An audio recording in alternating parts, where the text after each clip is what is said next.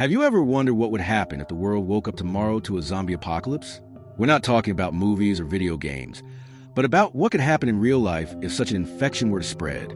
The concept of zombies appears in ancient myths, especially in Haiti, linked to voodoo. But in the 20th century, science fiction took it to another level.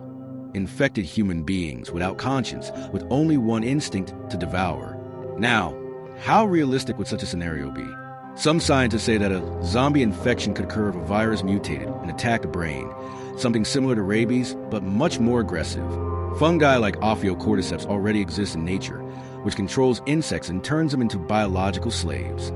If something like this were to affect humans, the result would be very similar to a zombie apocalypse.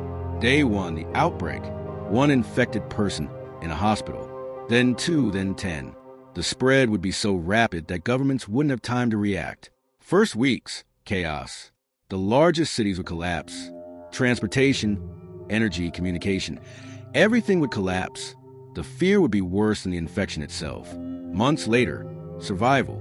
Survivors would split into small groups, seeking resources and safety.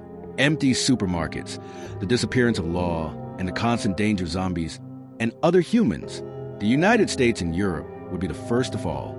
Their densely populated cities, constant air and ground transportation, and reliance on centralized systems will allow the virus to spread in a matter of days. Imagine New York, Paris, or London filled with zombies, a nightmare with no way out. China and India would suffer even worse. High population density would make it impossible to contain the outbreak. Entire cities would become dead zones. Russia might be able to resist a little longer thanks to its remote areas and low temperatures, which would hinder its spread. But in Moscow or St. Petersburg, the story will be the same as in the West.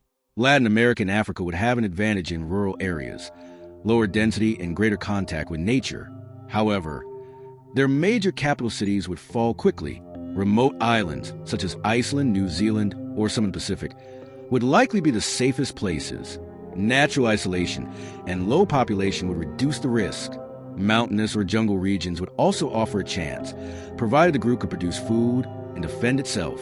In general, places far from large cities would be the key. Fewer zombies, more natural resources, and a greater chance of starting over. Humanity would go from being the dominant species to one more struggling to survive. Cities would be left in ruins. Nature would reclaim the spaces. And perhaps, after decades, a new social order would emerge among the few that remained.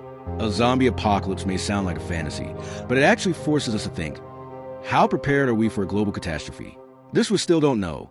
The best place to let your brain be devoured by curious facts.